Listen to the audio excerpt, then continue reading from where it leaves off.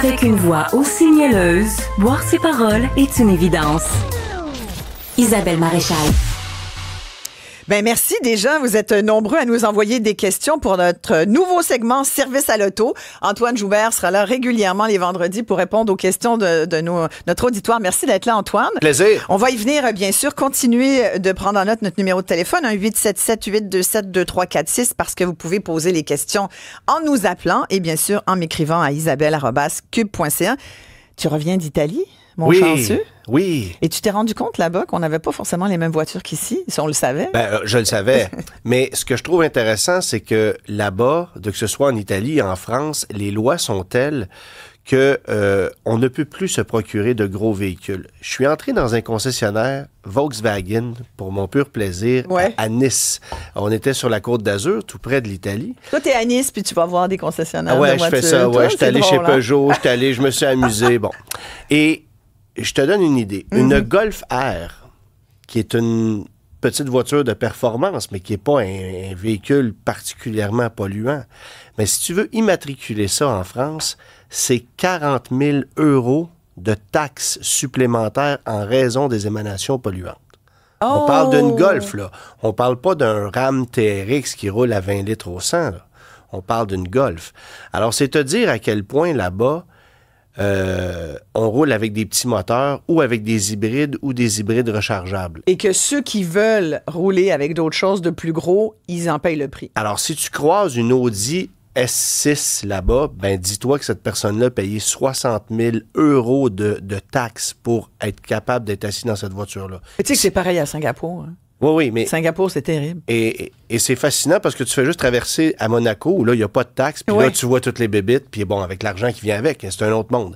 Mais tout ça pour dire que là-bas, on est contraint de rouler dans des véhicules moins polluants, mais évidemment, on roule aussi dans des véhicules beaucoup plus compacts. Et si tu savais la quantité de sous-compacts géniales qu'on retrouve sur le marché là-bas, le hasard a fait que je me suis retrouvé...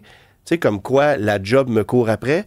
Je me suis retrouvé à Nice à passer devant le lancement de la nouvelle Renault 5. Ben voyons donc! Alors, pendant que j'étais là en vacances, il effectuait le lancement de la Renault 5 puis sur place. Puis il t'avait pas appelé? Ben, il m'avait pas appelé parce que je travaille pas nécessairement avec les gens de Renault, mais évidemment, mon œil de curieux Renault 5, c'est a été magnifique. attiré. Alors, on relance la Renault 5 en Europe sous forme de petite voiture électrique désormais, mais elle est fantastique. Et c'est ce genre de produit-là qu'on lance de plus en plus, les Peugeot E208, ce genre de produit-là qui est gros comme une Nissan Micra, là. Alors, on les multiplie en ce moment en Europe parce que ce sont des voitures qui permettent de circuler avec de la technologie, avec des voitures qui sont vraiment dernier cri, mais en format sous-compact et sans devoir payer de taxes, de généreuses taxes ou de très coûteuses taxes à l'immatriculation ou à l'achat. C'est pour dire aux gens, en fait, arrêtez d'acheter des gros chars puis des gros pick-up. Mais là, nous, ici, on est à des lunes de ça. Là. On est complètement à l'opposé, puis les constructeurs automobiles ne font qu'introduire des gros VUS sur le marché. On a beau dire, oui, mais ils sont électriques. Regardez, là, tu sais, la majorité des véhicules électriques qu'on vend sur notre marché, c'est entre 50 et 70 000 $ et ce sont des VUS de format intermédiaire qui, là-bas, seraient considérés comme des pleines grandeurs plus parce qu'évidemment, des gros véhicules, t'en vois jamais. Ouais. Alors, et qui seraient donc sujets donc à ces fameuses taxes sur les véhicules plus lourds pas s'ils sont électriques. Mais pas s'ils sont électriques. Pas s'ils sont électriques, mais en même temps, tu sais, il y a l'espace qu'un véhicule utilise. Moi, j'ai toujours dit, tu sais, le problème de circulation qu'on a dans la grande région de Montréal et qu'on se tape sans arrêt, c'est pas uniquement la quantité de véhicules, c'est le fait que on achète des F-150 bien plus que des Honda Civic. Ouais. Alors, c'est sûr qu'un F-150, ça prend beaucoup plus d'espace sur le pont Champlain. Il rentre moins d'F-150 sur le pont Champlain que d'Honda Civic. Mais complètement. Mais là, les ventes de petites voitures chutent. Les constructeurs veulent plus nous en offrir. On dit que c'est pas assez payant. Mais en même temps, nous, en tant qu'automobilistes nord-américains, on n'est pas conscientisés au fait que la façon de penser, excuse-moi, ici en Amérique du Nord, c'est plus gros égale plus luxueux. Mm-hmm. Alors qu'en Europe, Et plus riche aussi, on a quand même le statut. C'est ça. Alors qu'en Europe, c'est complètement l'opposé. C'est que tu achètes un véhicule en fonction de tes besoins, mais tu vas accepter de payer très cher pour avoir toute la technologie dernier cri dans une voiture qui te convient, dans un format sous-compact. Alors, il faut arrêter de penser que si on voulait avoir des voitures sous-compactes ici, oubliez ça, là, ça ne se vendrait pas 22 000, ça se vendrait 30, 35, 40 000 minimalement. La raison pour laquelle on ne vend plus la Yaris chez nous, c'est tout simplement parce que si on voulait la vendre aujourd'hui, il faudrait que ce soit vendu à 35 000 $. Et dans l'imaginaire d'un automobiliste nord-américain, il n'y a personne qui va vouloir payer 35 000 $ quand tu peux avoir un RAV4 pour le même prix. Oui. Mais est-ce que tu penses que les consommateurs seraient prêts à délaisser, parce que le F-150 dont tu parles, c'est encore le véhicule le plus vendu au Québec? La vérité, là, au Québec, j'y crois. Mais il n'y a pas un constructeur automobile qui va développer des véhicules que pour le marché du Québec. En Amérique du Nord, oublie ça. Là, en Georgie, l'essence coûte rien, il y a de la place, t'as pas besoin. Tu sais, au Texas, qu'est-ce que tu veux faire avec une Yaris? C'est pas la même réalité. Alors, c'est sûr qu'ici au Québec, les petites voitures, on aime ça. On est prêt à payer plus cher pour de la technologie dans des véhicules plus compacts. On a des tendances plus européennes. Mais j'ai envie de te dire de moins en moins parce que l'offre n'est plus là. C'est ça. En fait, c'est complètement le marché qui nous contrôle. C'est le marché qui nous contrôle, mais en même temps, c'est un peu drôle à dire, mais on a un problème de langue face au reste de l'Amérique du Nord. Ben oui. On a un problème de culture face à l'Amérique du Nord. L'automobile, c'est ça aussi. Ouais. C'est-à-dire qu'on est de plus en plus enclin à nous faire imposer des produits qu'on ne veut pas nécessairement, qui ne répondent pas nécessairement à nos besoins tant que ça. Puis on achète en grande quantité les quelques produits qu'on aime mieux chez nous puis qui ne se vendent pas à l'extérieur. Tu sais, je vais te donner l'exemple de la petite Chevrolet Bolt. On ramasse les affaires que les autres ne veulent pas. Ben, la petite Chevrolet Bolt, elle s'est vendue au Québec comme nulle part ailleurs. Il se vendait presque 30% du volume de Chevrolet Bolt au Québec par rapport au marché américain. Alors, ça te donne-tu une idée? Comment on n'en vendait pas aux États-Unis par rapport à chez nous? C'est sûr qu'on a des mœurs automobiles qui ne sont pas les mêmes, mais l'offre n'est plus là. Fait que c'est sûr que, tu sais, on dit oui, on aimerait ça avoir une Yaris, une Honda Fit, mais il faudrait que ça soit vendu 35, 37, 38 000 $ en motorisation hybride avec beaucoup de gadgets à l'intérieur. Puis il y a des clients qui seraient là au Québec, mais en dehors du Québec, oublie ça. Fait que c'est ça qui est dommage. Puis tu constates qu'en Europe, l'électrique n'est pas aussi présente que chez nous dans plusieurs marchés, mais l'hybride prend beaucoup, beaucoup de place. L'hybride rechargeable aussi. Fait que c'est des mœurs automobiles qui sont complètement différents. Puis c'est quand tu voyages que tu te rends compte que oubliez ça, là, l'électrification à 100% dans 10 ans, c'est impossible. Pas ici. Pourquoi? Parce que les constructeurs automobiles ne fabriqueront pas des véhicules en fonction d'un marché spécifique. Puis tant que tout le monde ne sera pas sur le même diapason, on va varier l'offre, puis on va offrir des produits sur un marché, mais on va développer des plateformes. Stellantis, en ce moment, là, Stellantis, qui est Chrysler, le gros groupe, on développe une plateforme qui s'appelle STLA, sur laquelle on peut adapter de la motorisation hybride rechargeable, des moteurs à essence traditionnels ou du 100% électrique. Là, on s'est dit, on va arrêter de développer des plateformes différentes en fonction d'un... Mais quand tu dis plateforme... Ben, une plateforme automobile, c'est-à-dire qu'elle peut servir... Tu l'habilles différemment. Ouais. Alors, tu sais, on parle beaucoup de la plateforme Ultium de General Motors ces temps-ci. C'est la plateforme électrique qui va servir autant pour la future Chevrolet Bolt que pour le VUS Blazer EV que pour le Cadillac Escalade EQ. Fait que dans le fond, c'est la même voiture, c'est juste le look qui change. C'est juste la robe qui change, puis comment on adapte la technologie. Bon, développer une plateforme, ça coûte extrêmement cher. Ouais. Mais là, les constructeurs sont tannés de constater que en fonction d'un changement de gouvernement, les règles changent constamment. Puis on ne peut pas jouer au yo-yo comme ça. Alors, demandez-vous pas pourquoi les concessionnaires, en ce moment, au Québec, ont énormément de véhicules électriques en inventaire. C'est parce qu'à un moment donné, durant la COVID, on s'est fait dire, ça prend d'électrique, on en a besoin, la clientèle est là, on n'a pas de véhicules à leur fournir. Mais le temps qu'on réagisse, 2 ans plus tard, les véhicules arrivent chez les concessionnaires, puis là, oups! On est ailleurs. Pas qu'on en veut moins qu'avant, parce que les électriques continuent de se vendre très bien chez nous, mais il y a aussi de la demande pour d'autres produits. Puis là, ça, on n'est plus capable de les fournir. Parce qu'on répond à retardement à une demande qui a été faite il y a 2 ans et demi. Puis tu peux pas changer... Mais ça, c'est les concessionnaires d'ici, alors, qui ont... Oui, mais en même temps, tu sais, un concessionnaire manifeste un besoin auprès de son manufacturier. Le manufacturier va mettre du temps à réagir. Ouais. Tu peux pas te virer sur un 10 sous puis livrer ce que le client veut aujourd'hui, demain matin. Mais ils n'ont pas du monde qui ont de la vision dans ces places-là, d'habitude? C'est dur d'avoir c'est dur d'avoir de la vision quand les règles changent constamment. Ouais. Je vais te donner l'exemple de l'Ontario. L'Ontario, là, avait 5 000 de crédit de véhicules électriques il y a quelques années. Du jour au lendemain, ça s'est arrêté là. Doug Ford a dit c'est fini. Ouais. On va mettre la bière à 1 piastre puis on va arrêter de mettre des crédits sur des véhicules électriques. Ça a eu un frein sur... Fait qu'imagines-tu comment un constructeur automobile comme GM qui avait planifié d'intégrer X quantité de véhicules électriques sur le marché ontarien, ben il faut se revirer de bord en claquant des doigts, redistribuer ces produits-là. Là, le BC vient de faire la même chose, c'est-à-dire que pour un véhicule de 50 000 et plus de crédit, donc tous ces véhicules-là, ça se retrouve chez nous, ça remplit les cours des concessionnaires au Québec. Ouais. Puis c'est à nous, à cette heure, de dire, ben est-ce qu'on veut les acheter ou pas, puis comment les concessionnaires ici doivent composer avec un inventaire qu'ils n'avaient pas demandé. C'est difficile, là, en ce moment. Écoute, j'ai une question de Bernard. Vous écoutez Service à l'auto avec Antoine Joubert et Isabelle, mais je trouve que sa question est tout à fait pertinente dans le contexte, là, parce que Bernard nous dit j'attends un VinFast VF8. Il l'attend? Il l'attend. Pourtant, il y en a plein. Il dit toujours pas de nouvelles pour les livraisons de véhicules. Wow. Donc, il n'y a plus d'inventaire. Savez-vous quand les concessionnaires auront des inventaires? Merci beaucoup, Antoine. C'est surprenant parce que des VinFast VF8, l'inventaire est quand même assez présent, à moins qu'il y ait une recrudescence des ventes. Alors, c'est un véhicule vietnamien qui est arrivé sur le marché de façon assez timide.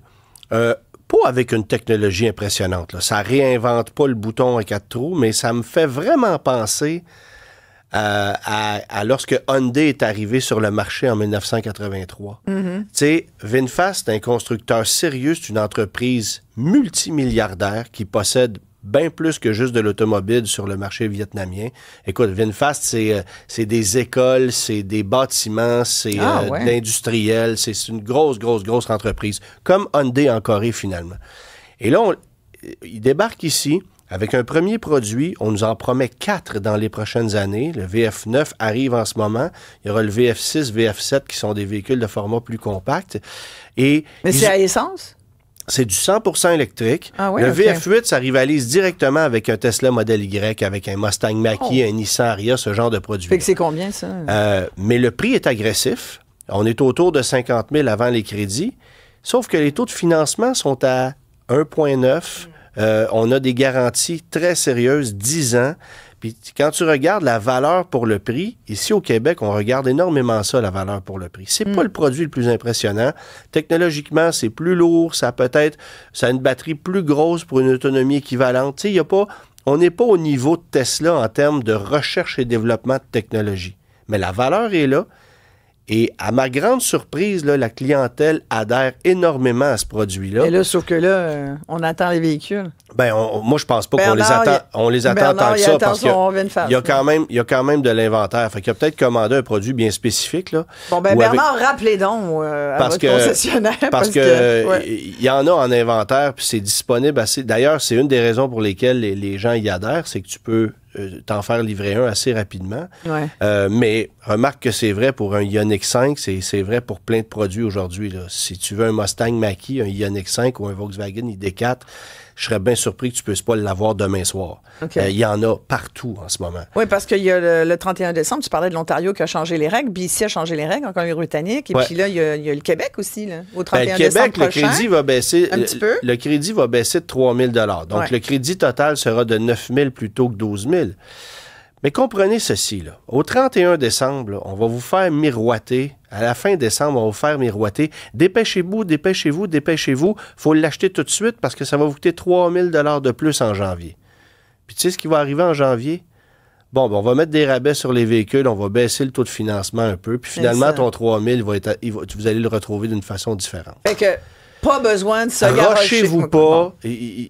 Allez voir votre concessionnaire la 2e semaine de janvier. Là, vous allez réaliser des deals, ça va être incroyable. Bon, alors on s'achète pas de cadeaux de Noël avant Non, le temps. non, ça sert à rien. Mais tant qu'à être dans les véhicules électriques et les hybrides rechargeables, on a une question là, de quelqu'un qui dit, il veut avoir ton avis sur le Lincoln Corsair hybride rechargeable. Ouais. Il dit, il me semble qu'on n'entend pas souvent parler de ce modèle de voiture. Il avait l'intention de l'acheter, c'était un bon achat? C'est un super produit, mais c'est toujours la même chose avec Lincoln. Le produit est plus impressionnant que l'image de marque. Lincoln, on n'y adhère plus. La marque ne parle plus à personne. Ben oui, il me semble on a tout le temps. Si tu parles de Lincoln, tu sais, les derniers Lincoln là, qu'on a vus qui étaient cool, il faut que tu écoutes des films de mafia des années 70. Pour moi, c'est un gros véhicule, oui. Tu sais, à partir du milieu des années 80, là, la marque Lincoln est partie à la dérive. Puis depuis 30 ans, depuis que je fais le métier, Isabelle, qu'on me dit chez Lincoln, c'est la renaissance de la marque, c'est le renouveau. Puis on change de stratégie, puis on change de boss, puis on change de nom de produit, puis ça marche jamais. Mon père a déjà eu ça. Et ils ont pourtant des produits très convaincants. Ouais. Le Lincoln Corsair, c'est une version plus luxueuse du Ford Escape en hybride rechargeable et en 4 roues motrices avec une autonomie d'une 50aine de kilomètres, peut-être un peu moins en tout électrique, puis après ça, tu tombes en hybride. Mais les hybrides chez Ford fonctionnent très bien. C'est un produit qui a une bonne fiabilité, mais malheureusement, les gens n'y adhèrent pas parce qu'ils veulent pas payer la plus-value pour rouler dans un Lincoln. Comme moi, je ne voudrais pas payer un sou de plus pour être vu dans une Infiniti que plutôt dans un Nissan. Oui, ouais. Tu sais, Infiniti, pour moi, c'est une marque complètement effacée. Ça ne veut plus rien dire. Donne-moi un Nissan équivalent, puis ça va faire le travail. Ben, c'est pas la même chose avec Lincoln, parce que Lincoln a quand même un produit plus luxueux, plus convaincant. Écoute, le Lincoln Nautilus hybride que j'ai conduit récemment, c'est pas un véhicule sportif. Là. Achetez pas ça si vous voulez une conduite dynamique. On est loin de là. Vous flottez sur un nuage. Mais la technologie, la qualité de fabrication qu'on a là-dedans, c'est vraiment impressionnant. Okay. Mais qui va y adhérer? Probablement personne, parce que le type d'acheteur va préférer aller s'acheter un Lexus équivalent. C'est ça, la vérité. Donc, c'est pas le produit, le problème, c'est l'image de marque. Oui. Ben, tu vois, il y a Franck, lui, il s'en fout de l'image un peu. Il dit qu'il roule avec un Pontiac Vibe 2009 qui est rendu à 337 000 km. Il dit, je veux le rendre à 500 000 km. C'est un défi. Ben, j'ai une question, moi. Ouais. Comment il peut savoir qu'il y a 337 000 km? Parce que les compteurs sur ces voitures-là arrêtent à 300 000. Ben, peut-être que c'était lui le premier propriétaire. Tu sais, oui, mais tu le calcules comment? Ça arrête à 300 000? Les compteurs de Pontiac Vibe et de Toyota Matrix de cette époque-là, les compteurs numériques arrêtent à 300 000 km. Alors, c'est à moins qu'au moment où le compteur a arrêté, il a réinitialisé la chose, là. Parce qu'on en voit souvent des Vibe et des Matrix qui ont 299 999 km au compteur puis qui en ont fait 150 000 de plus, puis on ne sait pas. Mais comment il peut voir ça, 337 alors? Ben, probablement que le compteur a été réinitialisé. En fait, une Pontiac Vibe, c'est une Toyota Matrix avec une autre robe, là. Et puis, c'est un produit de très, très grande qualité. C'est malheureux que ça ait été abandonné, comme la Matrix, là, d'ailleurs. On n'en trouve plus, là. Ben, les dernières Matrix qui ont été vendues chez nous, c'est en 2014, si ma mémoire est bonne. Puis les Vibes, les Vibes, il y en a eu quelques unités de 2010, très rares, mais il y a eu la faillite de GM en cours d'année 2009. Donc, ça s'est arrêté là. Pontiac, c'est une division qui est disparue en fin d'année 2009, comme Hummer, comme Saab à cette époque-là. Donc, mais c'était une très bonne voiture. On a Michel au téléphone avec une question. Bonjour, Michel. Pas de téléphone. Pardon? Bonjour. Oui, allô, on vous écoute, Michel. Moi, je vous avais pas. C'est pas moi qui vous appelle, c'est vous qui m'avez appelé. Ah bon, ben on voit. Parce que vous voulez que je vous parle de vol de véhicule. Ben oui, Michel Gaucher, ben oui, mon Dieu. Ben oui. Ben oui, ça c'est... Michel Gauthier, un huissier à qui on voulait parler, Antoine. Parce il que... s'y connaît en la matière. Ouais, on s'est déjà parlé en entrevue. Là, entre autres questions, c'est qu'on voulait aborder la question de la fraude dans le secteur automobile parce que on a vu que c'était en hausse selon la maison de crédit Equifax. Ouais. Peut-être une entrée en matière là-dessus. Il y a différentes façons d'aller chercher de l'argent en fraudant, en faisant des achats de véhicules. Il y a du vol d'identité, mais il y a des gens qui vont tout simplement aller s'acheter un véhicule à crédit de X, Y façon pour ensuite le revendre sans repayer le véhicule une fois qu'il est vendu. Mais le plus gros fléau qu'on constate en ce moment, c'est du vol d'identité. Donc, des gens qui vont, par exemple, se faire littéralement voler leur identité à leur insu ou des gens qui vont recevoir 1 000, 2 000 $ de cadeaux de quelqu'un qui voudrait aller acheter un véhicule sans que son nom apparaisse nulle part. Va faire une demande de crédit, achète ce véhicule-là, et puis on te donne 2 000 $, puis tu t'en vas, puis après ça, ben le véhicule disparaît. Tu sais, il y a toutes sortes d'histoires, mais je pense que Michel Gaucher est bien placé pour en parler. Vous voyez ça, Michel, de plus en plus? Depuis 20 ans. C'est pas hier que ça a commencé. Mais c'est toujours les mêmes bandits. Ça rajoute, là, mais c'est toujours les mêmes bandits, les mêmes traités sur qui on travaille. Ce que vient de dire notre confrère, c'est que oui, c'est vrai en partie. Les gens font des fraudes, bon, mais c'est plutôt grande échelle. C'est là-dessus qu'il faut tabler. Puis le problème qu'on a présentement, c'est que les services policiers vont dire au grand public, avec les conférences de presse, on joue ensemble Laval, Longueuil, Sûreté du Québec, Montréal, puis on a arrêté 6 bandits, récupéré 30 chars. Ben oui, c'est parce qu'il y avait un tag sur un des véhicules dans le garage où il est entreposé. Tu sais. Et moi, je travaille sur des réseaux. La semaine passée, je donne des exemples concrets, 2, pas 38 parce que ça va être trop long, mais 2. Ils ont fait financer un groupe de bandits, un Rolls-Royce Collins, ça s'écrit C-U-L-L-I-N-S. Okay? Rolls-Royce Collins, ça vaut $1 demi-million minimum. Ah oui, ça vaut 550 000. Ouais. Fait que, ils ont financé ça, et ils ont essayé de le passer, ils sont innocents à temps plein, là. Ils ont essayé de le passer 5 fois la même journée aux douanes à la colle. Entre 14h50 et 16h09. OK? C'est bon, là. Pas de plaque dessus, juste le numéro de série. Bref, moi, j'ai travaillé avec la Sûreté du Québec, j'ai appris ça, je les ai travaillés au corps, et une semaine plus tard, je récupérais le Rolls-Royce avant qu'il soit exporté. Vendredi dernier, dans un entrepôt, on a ramassé un Mercedes GL 450, ça vaut 150 000 $. Il venait de Toronto, il allait être exporté, le container était là. Il y avait déjà un char dans le container et moi. Là, j'ai appelé la police de Montréal pour me faire assister en leur disant, hey, j'ai à peu près 300 chars dans un entrepôt. Probablement qu'il y en a des volets là-dedans qui doivent être exportés. Salut, toi, j'ai été 2h30 sur place. Il ne s'est jamais présenté un char radio. Jamais, ever. OK. 1 heure plus tard, je suis Saint-Martin-les-Laurentides, le policier m'appelle. Il dit, hey, on a un appel, on attend. Il dit, t'as encore besoin de nous autres? Je dis, regarde, arrête de prendre un café, c'est bon. On a réglé le dossier. Ouais, on n'a pas l'aide nécessaire. Là. Fait que vous dites que la police ne suit pas, là.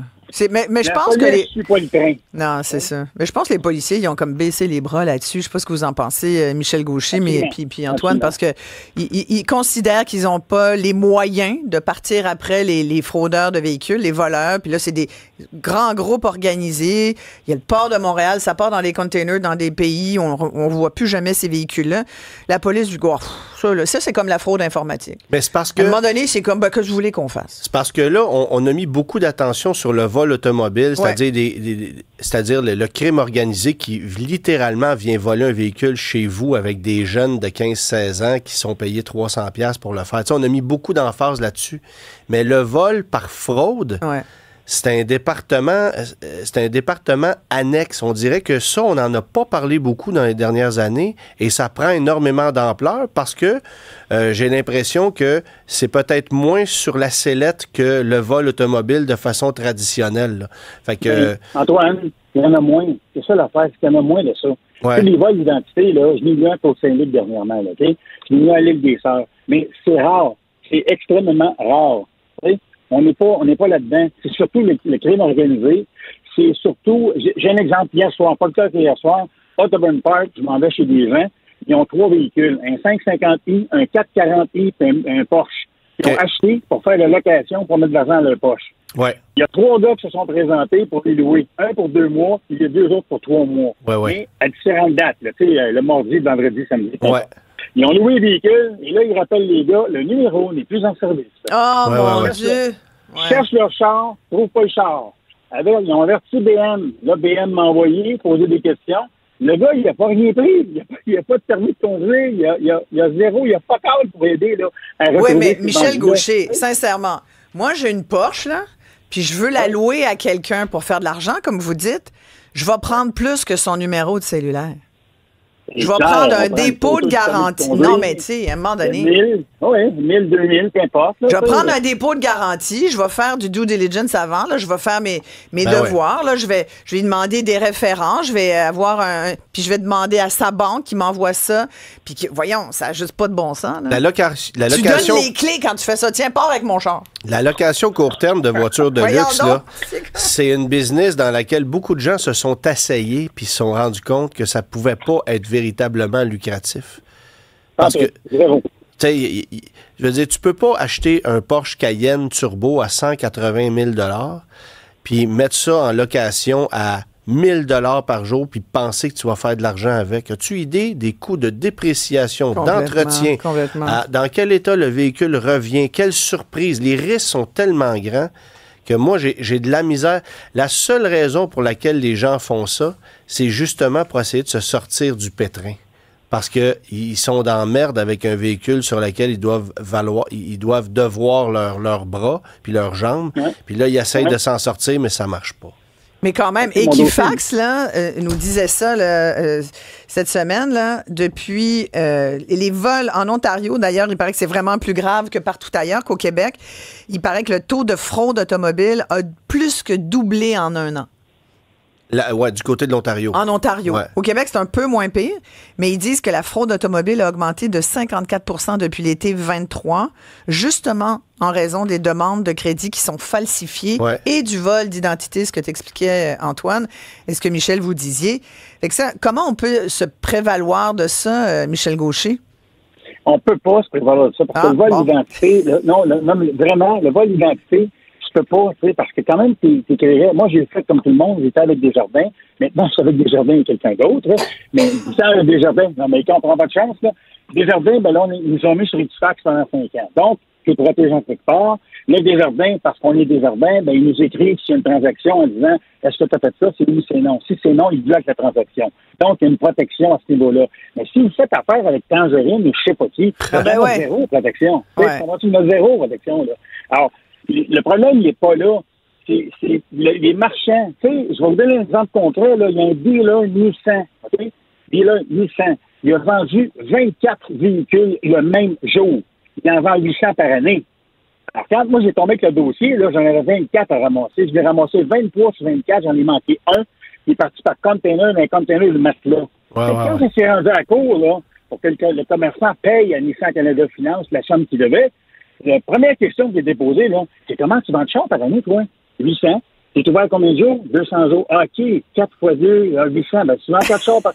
T'as pas eu le flag dans les airs rouges, là, qui a allumé, dire, il y a quelque chose qui marche pas, là, Puis j'ajouterais aussi que on assiste à Montréal en ce moment à une multiplication des entreprises de location maison de véhicules de grand luxe. Tu sais, les Clearview Leasing, Olin Leasing, Location Gabriel, ce genre de compagnie-là, qu'est-ce qu'on fait?